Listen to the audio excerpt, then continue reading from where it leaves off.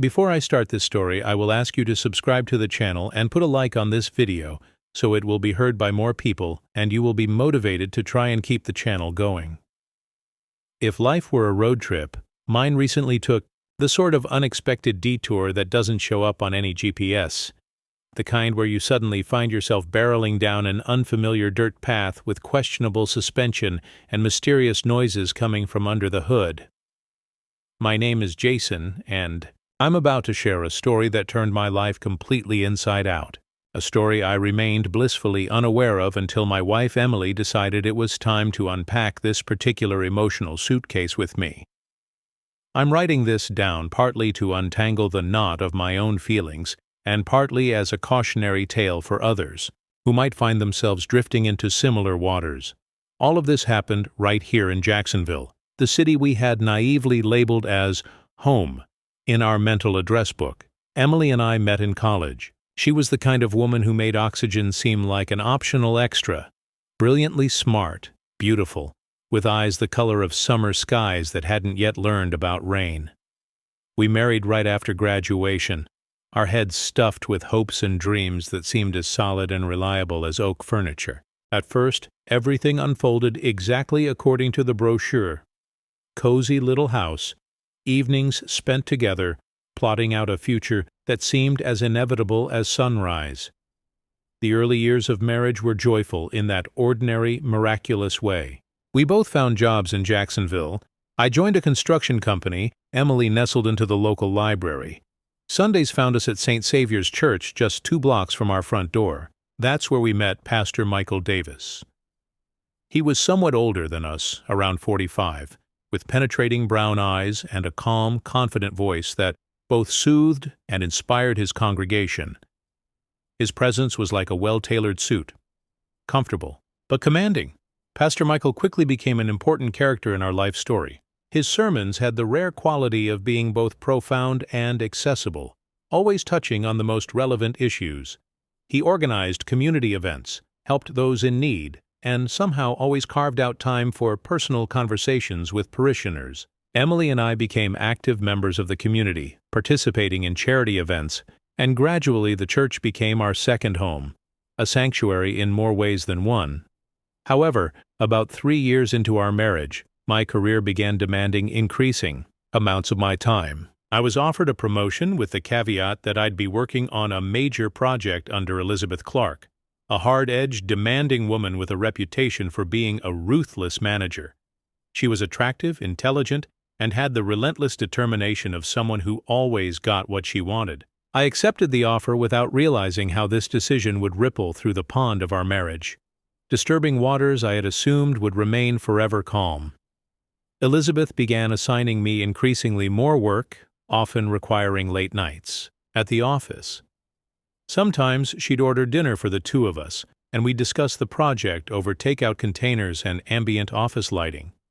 Gradually, our conversations veered from professional to personal. She asked about my life, my dreams, and shared her own. There were moments when her hand would accidentally brush against mine, or when she'd stand just close enough to violate the invisible bubble of professional distance, but I dismissed these as just her communication style, the way some people punctuate their sentences with touch instead of exclamation points. At home, I became something of a rare sighting. Emily tried to understand, to support me, but I could see growing concern clouding her eyes. She mentioned missing our evenings, together our conversations. I promised this was temporary, that once the project concluded, everything would return to our comfortable normal. But that never happened. One project morphed into another, and I drifted further from our shared life, like a boat that had slipped its mooring. Elizabeth grew bolder. One evening, after we'd stayed particularly late, she directly stated that she found me attractive, that her marriage had long since become a paperwork formality, and that she felt a special connection between us. I was stunned, unsure how to respond. Part of me was flattered by the attention of such a powerful woman, but another part felt alarm bells clanging like a 5-alarm fire and guilt toward Emily that weighed like wet cement. I politely declined her hints, blaming exhaustion and hurried home with the panicked relief of someone who just narrowly avoided stepping off a cliff. What I didn't know at the time was that Emily's life was also undergoing its own seismic shifts. Now that she's told me everything, I understand that my absence created a vacuum, and nature, especially human nature, abhors a vacuum. Emily began spending more time at church. She joined the choir, participated in volunteer work, helped organize church celebrations. Pastor Michael frequently praised her dedication and diligence. He started spending more time with her, discussing religious texts, offering spiritual guidance. According to Emily, these conversations became her lifeline in the growing loneliness she experienced at home, a life raft in an increasingly empty sea. One day, after choir practice, Pastor Michael offered her a cup of tea in his office. They talked about faith, about life, and then suddenly he asked, "Are you happy, Emily?" The question caught her off guard, and she couldn't immediately answer. Of course, she loved me, but over the recent months, a wall of unspoken words and unfulfilled expectations had grown between us, brick by silent brick. She confided in the pastor about her feelings, about how she longed for the times when we were truly together, not just occupying adjacent spaces. Pastor Michael listened attentively, compassion filling his eyes. "Sometimes," he said, "we forget how important it is to have someone who really listens, who sees us as we truly are." His words resonated deeply with Emily. For the first time in ages, she felt heard, understood, visible. From that day, their meetings became regular. Pastor Michael called her often, asked about her well-being, offered support. Sometimes he'd drop by our house, ostensibly to discuss church matters, but always choosing times when I was absent, like a clever thief casing an empty house. Emily says she initially saw nothing improper in this. She considered him a friend, a mentor, someone helping her navigate a difficult period in her life. However, gradually the pastor's behavior began to shift. His compliments became more personal, his gazes more lingering. He noticed small details, Emily's new hairstyle, her mood, elements of her clothing. She told me she often caught his gaze during services, and that look wasn't what a pastor should direct at a parishioner. It was the look of a man watching a sunrise he wanted to claim as his own. One evening, while I was again working late, simultaneously trying to finish a project and dodge Elizabeth's persistent attention, Pastor Michael called Emily. He said he was driving by and wanted to stop in to discuss an upcoming charity concert. Emily agreed, seeing nothing unusual in his request.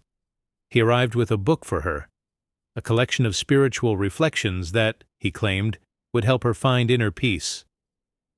They sat in the living room, discussing the concert, church matters, and then the conversation drifted to more personal territories.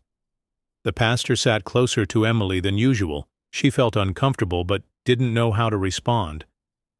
"How do you establish boundaries with someone who's supposed to define them?" "You're a special person, Emily," he said quietly. "It's rare to meet someone who cares so genuinely about others, who feels so deeply." The words sounded innocent, but his tone, his gaze, everything created an atmosphere of intimacy that made Emily instinctively tense. She unconsciously shifted away, wrapping her arms around herself, creating physical distance. Where emotional lines were blurring, Pastor Michael noticed her reaction and after an awkward pause said, "I didn't mean to make you uncomfortable. I want you to know that you're valued, Emily. You're special." That evening ended early. The pastor left, and Emily remained, alone with her thoughts and feelings. She didn't know how to tell me about this. She feared I wouldn't understand, that I'd be angry, or, worse yet, simply dismiss her concerns with the casual indifference I'd been specializing in lately. The pastor's visits increased in frequency. He always found a pretext, church business, a book he wanted to lend Emily, or simply was driving by and decided to check if everything was all right. Each time she felt increasing tension, growing discomfort, but didn't know how to end it. How do you tell your spiritual guide that his guidance has veered off the map?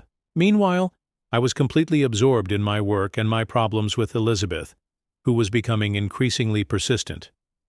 One day she directly invited me to discuss the project in a more informal setting, meaning her apartment. I declined, citing fatigue and needing to be home. But the truth was that, despite all our problems, I loved Emily and didn't want to betray our marriage. Some lines shouldn't be crossed, even when they start to fade. The climax of Emily's story with the pastor came on a Tuesday evening. I was again working late, trying to finish a presentation for an important client. Emily was preparing dinner, hoping I might actually come home early for once, when she heard the familiar sound of the doorbell. It was Pastor Michael with his ever-present smile. "Good evening, Emily," he said cheerfully. "I hope I'm not interrupting." She let him in, as she had done many times before. He entered the house, noticing the aroma of dinner preparation. "Smells wonderful," he said, looking at the set table. "You're an excellent cook." Emily thanked him politely, unsure how to respond to a compliment that somehow sounded different than usual compliments, words that seemed to carry more weight than their dictionary definitions allowed. "How can I help you?" she asked. "I assume you have some church matters to discuss?" The pastor seemed to hesitate before answering. "Actually, I just wanted to talk. It's been a while since we had a real conversation." Emily was surprised. They always exchanged pleasantries, discussed church affairs, but never sat down for lengthy personal conversations. She invited him to sit in the living room, seated herself across from him, feeling an inexplicable unease. "You know," he began, slowly, "I've been thinking a lot about life lately, about how everything changes. It's easy to get bogged down in everyday routine and lose sight of what really matters." Emily wasn't sure where he was going with this. "I understand," she said, cautiously. "Life can be hectic." Pastor Michael nodded, his gaze deep and penetrating. "Exactly. But it's important to remember that sometimes we need to stop and make sure we're really living, not just existing." Something in his words made Emily alert, like a deer sensing movement in the forest. "Emily," he said quietly, leaning slightly forward. "I don't know how to explain this, but I felt a special connection with you from the moment we met. A connection I couldn't ignore. I can't tell you how many times I've thought about our conversations, your kindness, your soul. You're an amazing woman, and I find it difficult to express in words how much I admire you." Emily felt her breath catch. His words sounded like a confession. She suddenly felt trapped, unsure how to respond. I don't know what to say," she mumbled. "I appreciate your words, Pastor Michael, but I'm married. I have a husband whom I love." He didn't seem surprised or discouraged. Instead, he leaned back in his chair and studied her face like an artist contemplating his next brushstroke. "I understand," he said quietly, almost apologetically. "I don't want to embarrass you, Emily, but I also don't want to pretend I don't feel what I feel." His words were like an electric shock. Emily was conflicted. This man was their pastor, spiritual guide, someone they trusted. And now he sat in their living room, practically confessing his feelings for her. "I don't want to create problems between you and your husband," continued the pastor, "but I couldn't hide my feelings anymore. I had to tell you." Emily took a deep breath, trying to calm herself. "Pastor Michael," she said firmly, "I understand your honesty, but I need to be clear. I'm married and committed to my husband. I value your kindness and spiritual guidance, but I'm not interested in anything more than a pastor-parishioner relationship." A long pause followed. Emily saw disappointment flicker in his eyes. He looked at his hands, then slowly nodded. "I understand," he said quietly. "I'm sorry if I made you feel uncomfortable. That was never my intention." Emily nodded, feeling relief. The tension between them seemed to dissipate somewhat, but left an unpleasant residue. She understood that their relationship would never be the same, that his feelings for her, acknowledged or not, would continue to exist like an uninvited guest that refuses to leave.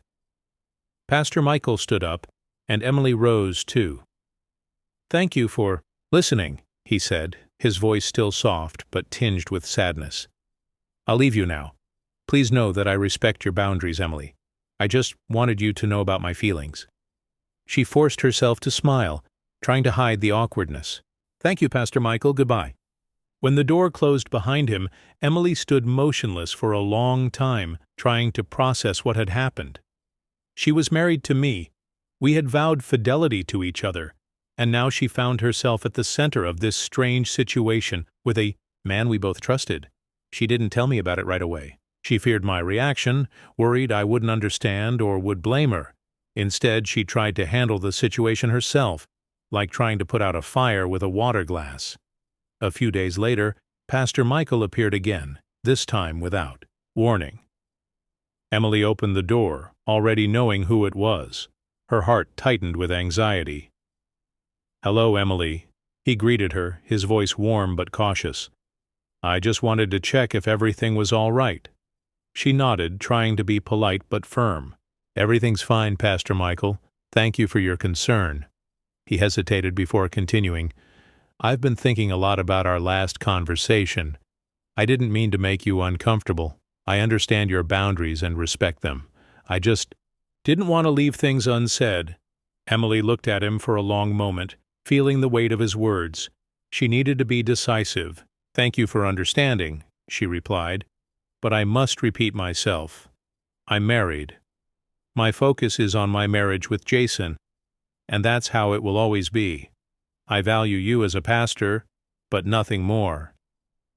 His expression softened, but sadness flickered in his eyes. He nodded slowly, accepting her words without protest. "I understand," he said quietly. "I'm sorry if I crossed the line." Emily felt relief wash over her. "It's okay. I just wanted to make sure everything is clear between us." He respectfully nodded and turned to leave. Emily stood in the doorway, watching him go, with mixed feelings, relief that she had established clear boundaries, but sadness that the situation had occurred at all.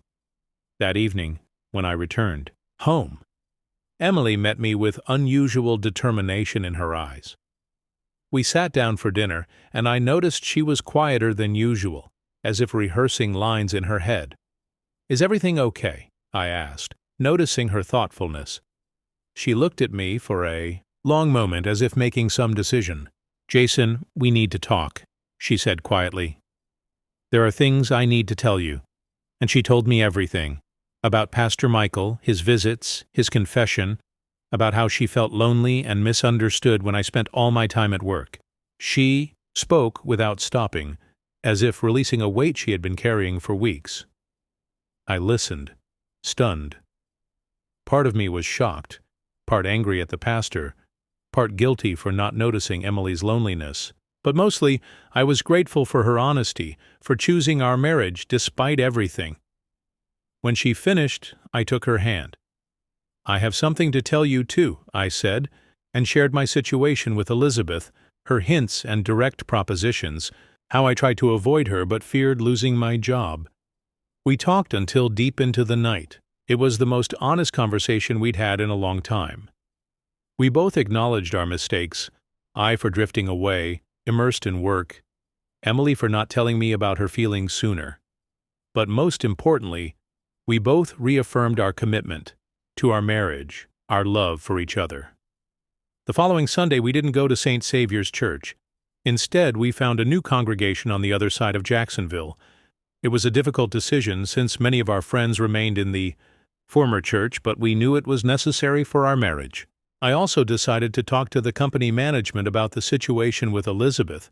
I didn't name names or go into details, but made it clear I'd prefer to work in another department, under different leadership. To my surprise, they were understanding. It turned out I wasn't the first to complain about her behavior. Apparently, I'd merely joined a silent chorus. Several months have passed. Emily and I have been working on our relationship, learning to trust each other again, finding time for shared activities. We started attending family therapy, which helped us learn to communicate better and understand each other's needs. One day, during a walk along the St. Johns River, Emily stopped and looked into my eyes. "You know," she said, "despite everything that happened, I'm glad we went through this together. It made us stronger." I hugged her, feeling my heart fill with love and gratitude. "Me too," I replied.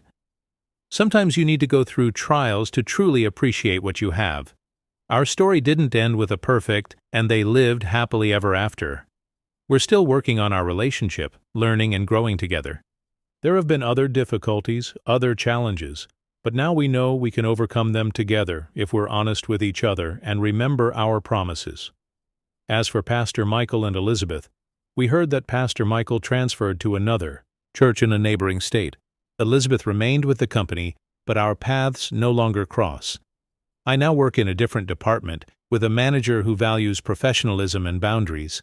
Jacksonville is still our home. Here we built our life, here we faced trials, here we found the strength to overcome them, and I know that whatever the future brings, we'll face it together, two people in the same boat, finally rowing in the same direction.